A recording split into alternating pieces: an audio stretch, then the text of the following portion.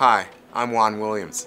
Over the course of my career covering Washington, I've seen many political fights, debates, and none was more disappointing to me than what happened to the students of the D.C. Opportunity Scholarship Program in 2009.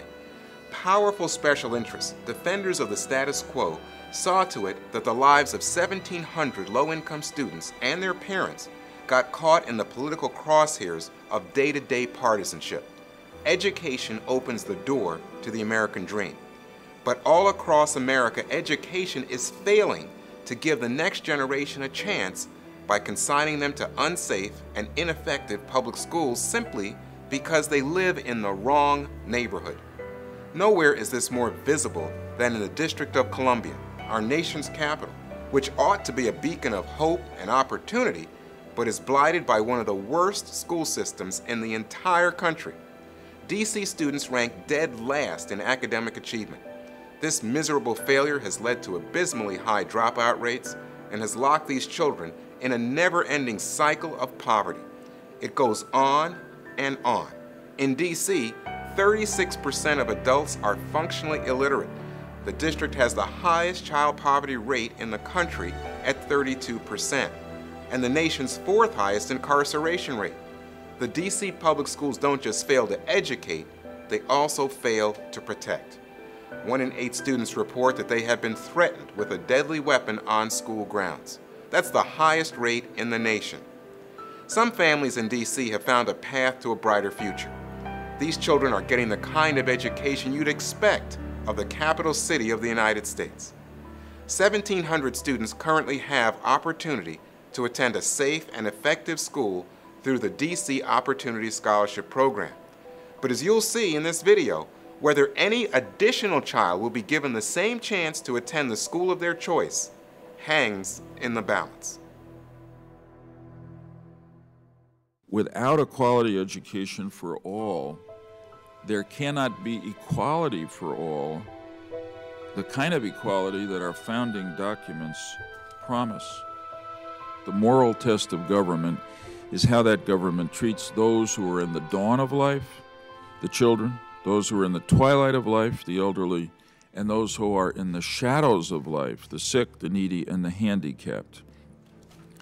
In the District of Columbia today, with regard to this program, we must not allow the twilight to fall prematurely on a program that is clearly serving those in the dawn of life. And we cannot allow the shadows to fall on the dreams nurtured by that program in the children and parents who are today part of it.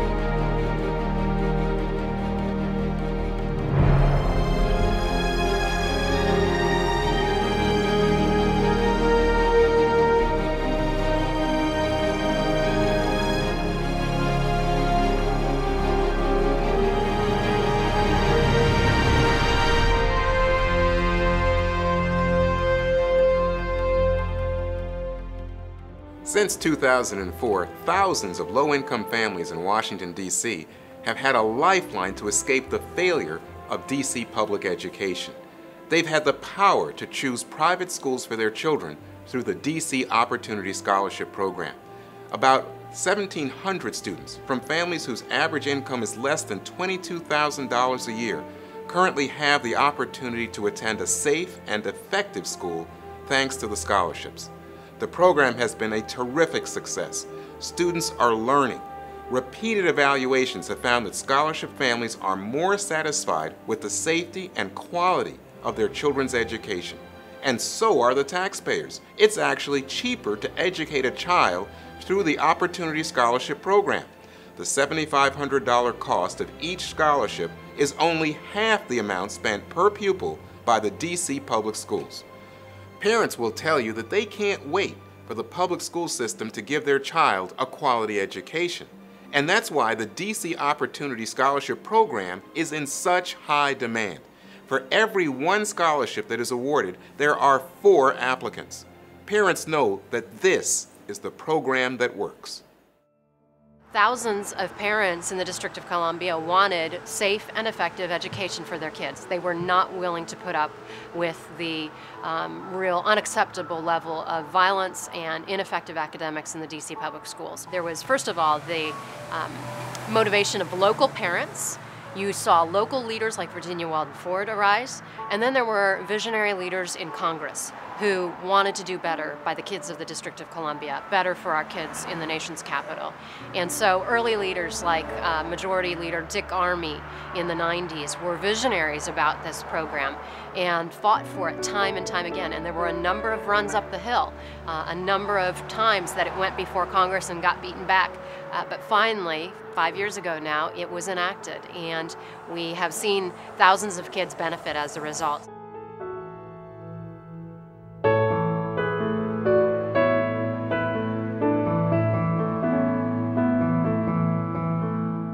My involvement in the DC Opportunity Scholarship actually began 15 years ago. It was my own story. I was a single mother raising children here in the district.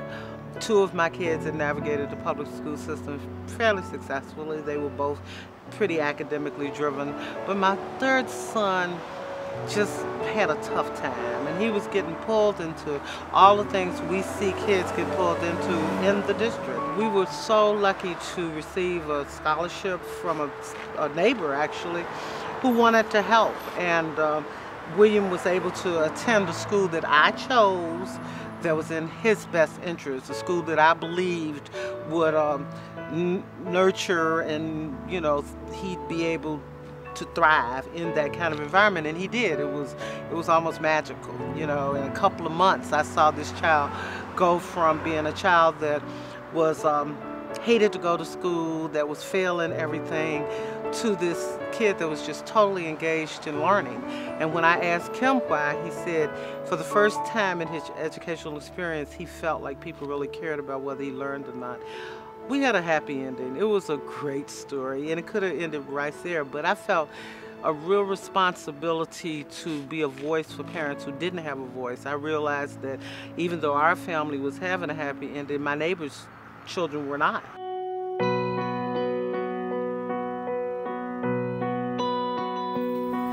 I'm a drop of water. I'm a drop of water. I'm a drop of water in your sea.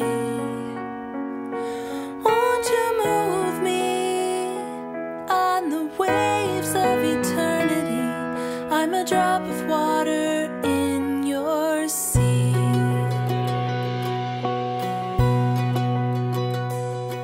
I'm a seed that's I would say to those people that believe that the Opportunity Scholarship does not work, to look at my child, to look at other children as well, and to see their development. If I go back to a public school, I want to be the way I am today. Now I can see my son, the son that I said, you know, that I knew that was so smart and remember so much. I know that he's going to graduate from high school. I'm the dust that's blowing. I'm the dust that's blowing. I'm the dust that's blowing on the wind. Won't you gather me and breathe new life into me? I'm the dust that's blowing on the wind. I've seen it as a parent that does work. By being in my new school, it just helped me and my mom a lot. He's not the only one that is learning in the process, but I'm learning too as a mom. I could see my daughter, 5, 10 years from now graduating. I could see my daughter not being on the poverty level that I've been through. I could see that this opportunity scholarship is working and will work. I think my school is helping me get good grades and helping me better myself and character. Just a drop of water in your sea. I'm a drop of water in your sea.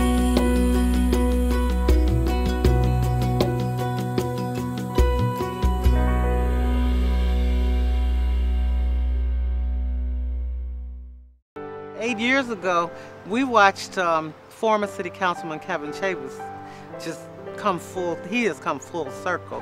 When we first started talking to him about the voucher program, he, like many of those elected Democrats, was very apprehensive about even discussing it until he started talking to the parents. I was stopped by a couple. It was a father and a mother and 4 kids. So it's a 2-parent household, obviously a stable family, and they had tears in their eyes. And the father said, look, we have 4 kids.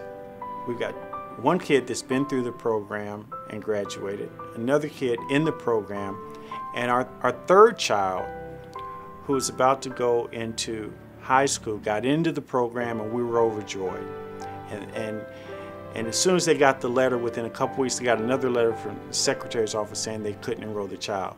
And these parents had tears in their eyes because they said, look, we have a combined family income of less than $40,000 a year with 4 kids living in D.C. We can't afford to send our kids to a private school. This program's been a godsend. And our 3rd child is a good child, but he has some issues. He has a tendency to want to hang out with the boys in the corner. We know if this child has to go to that neighborhood school down the block, we're going to lose our child. So help us, Mr. Chavis, save our child. Now, I don't know how you can hear that and not be moved to want to save this program. Because at the end of the day, it's not about, the politics or, the Democratic point of view or the Republican point of view. It's about that family. And they're doing what they can to save their children. And it is shameful for us to stop something that we know will help them save their children. So, it doesn't get any more direct than that. The DC Opportunity Scholarship is under a full-scale, organized attack, and it's a matter of politics, pure and simple. One powerful voice of opposition to the scholarship program is the National Education Association. It is the nation's largest teachers' union, and as such, seems far more devoted to the welfare of its members than the welfare of the children they are hired to teach. The teachers' union defends the status quo and opposes the vouchers and every other effort to reform public schools. It doesn't seem to bother them that they continue to fail the nation's most vulnerable young people, low-income blacks and Hispanics.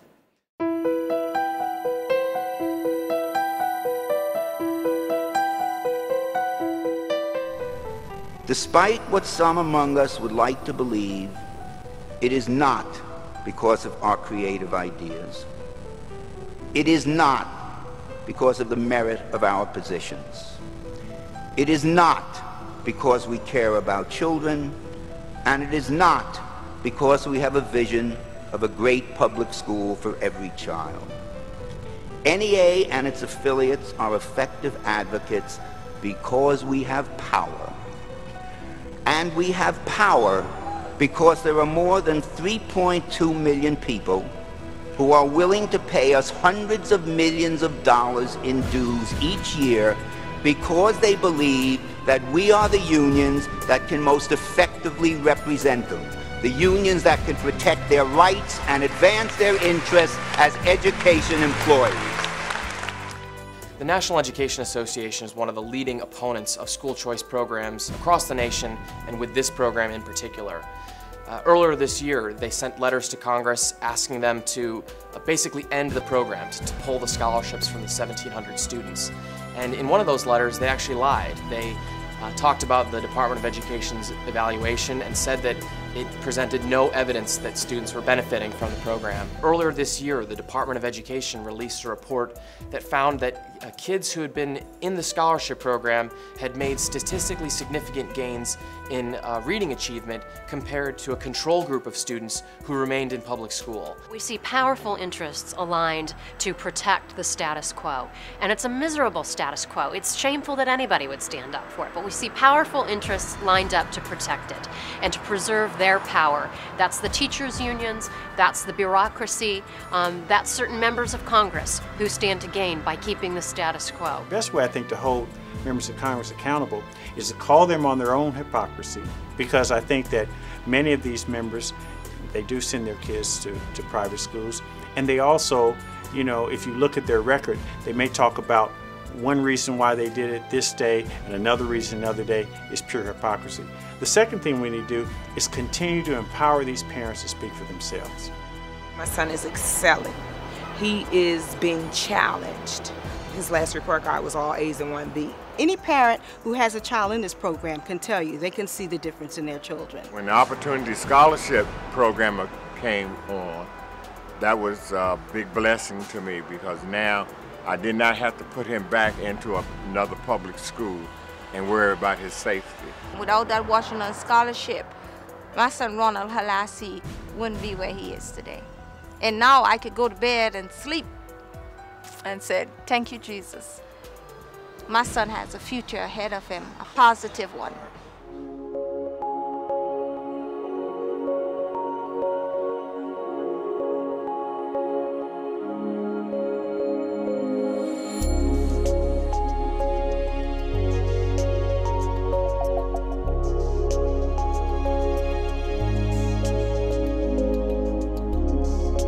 Actually, what happened when I got the letter probably was the same week that I had received the acceptance letter. And 4 to 5 days after I got the letter saying that the program was being canceled. So it was a happy and then a complete rush for being unhappy. When I got the letter rescinding the scholarship, I was angry, I was frustrated. I felt that my daughter had been not only did they care about her education, but I felt a bit of injustice to her. I felt so appalled that I was going to fight to the end, or fight as long as I can, because she can't fight for herself. I'm the one that's to do that. I watch these families, and I watch the joy in their faces when their kids do well in school, and for real, the idea that somebody would take this away from them is heartbreaking. And we need President Obama to stand up and say, let's keep this program. This is not fair. You know, let's just keep this program. If the President of the United States stands up and says, let's keep this program, it will be kept. And until that happens, this fight is going to continue to be really hard. It is. So my thoughts are sometimes a little harder to get out these days. I'm sorry. The people that don't support this program need to come face to face, look us in our eyes, and tell us why.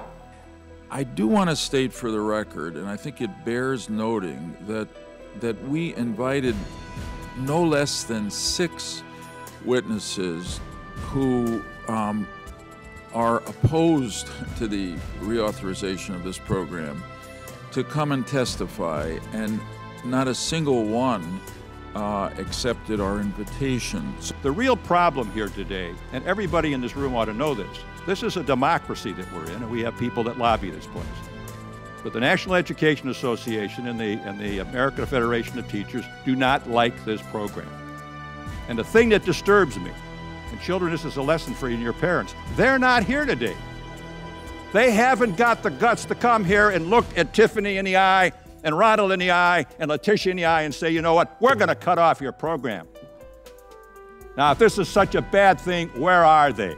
If I could talk to the politicians who are considering eliminating this program, I'd just ask them to take a step back and just sort of think of what it would be like if they couldn't afford the school that their child wanted to attend, and if every day their child went to school they had to worry about their safety or whether or not they were actually learning. The Opportunity Scholarship Program has strong support in the district. A recent poll of voters living in Washington, D.C. found that more than 7 out of 10 supported the scholarship program. You mean to say you're not standing with the kids?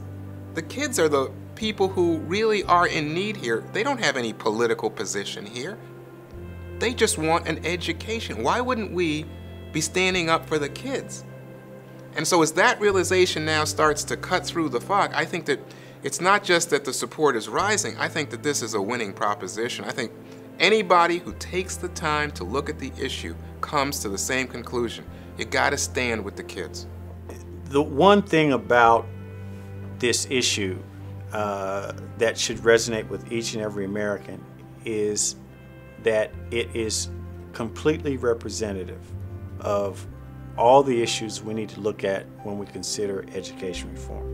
Because education reform means more than just the 3 to 5 year reform plan that a new superintendent rolls out every 3 to 5 years. I would challenge anybody who's a wonk in the education world and ask them whether they've really looked in the eyes of a child who's being denied educational choice and can stand by their opposition to this program. If you're in this business, you have to know the people, the parents, the children, the teachers that are affected by it. You have to be involved. That's more than just knowing what you're talking about. It's believing in what you do. And living side by side with these people, calling Virginia a friend, calling Joe and his kids friends, is something that's so important to me, and more important than any policy paper. It's about the people whose lives are at stake. I think this issue is very personal for me because these kids are me. When I look at these kids, I understand that, you know, my mom had 3 kids and no money. We were living in subsidized housing. And the one thing that my mom believed in, and remember, she had just a 4th grade education herself, was that education was the way up and the way to make it in America. And so she was unforgiving about my performance in school, insistent about the value of education, never had any doubt about what I had to do to succeed. And if the schools hadn't been good schools, if I hadn't had the chance to succeed, I would never have been able to achieve my dreams. So when I see the DC Opportunity Scholarship Program being taken away from kids, I think, oh my God. You know, if that was me, if that was me, well then I could never have become a writer, I could never have become a voice, I could never have exercised the kind of political influence that I treasure, and I could never have had my family and put my kids in a situation. It just has so many repercussions, and yet there are people who would just say, oh, you know what, we're taking that away from these kids and it's only a few kids. And I think, nope, those are real people. Those are real people that you're hurting. Those are real lives that could be changed by education. And somehow you are so cold-hearted that you think, you know what, those kids don't matter. And I think that that puts you on the wrong side of history.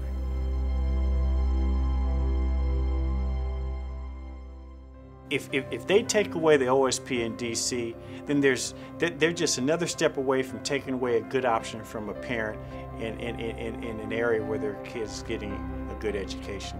And we should be ever mindful and vigilant to fight that. This isn't about legislation in Congress. This is about people's lives. This is about shaping their future. This is about dreams and hopes and what it means to be an American.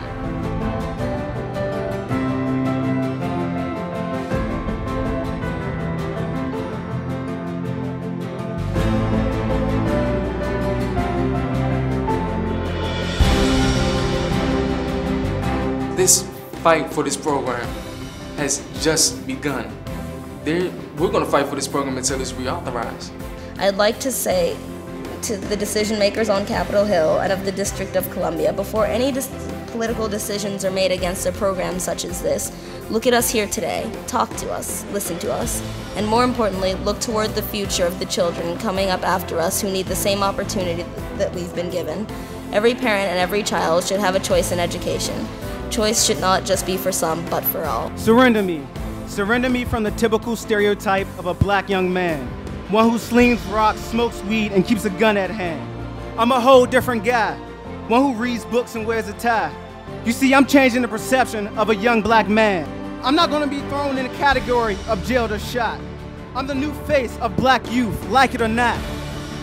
You see, I'm the descendant of Nubian kings, and I'm changing what it means to be a black teen. Alone, we can do so little. Together, we can do so much. I am the future. Ability is of little account without opportunity. The way for a young man to rise is to improve himself in every way he can. Give me opportunity. Aim for the highest. Our greatest natural resource is the minds of our children. To succeed, you need something to hold on to, something to motivate you, and something to inspire you. Give me hope. Give us opportunity. Let me rise.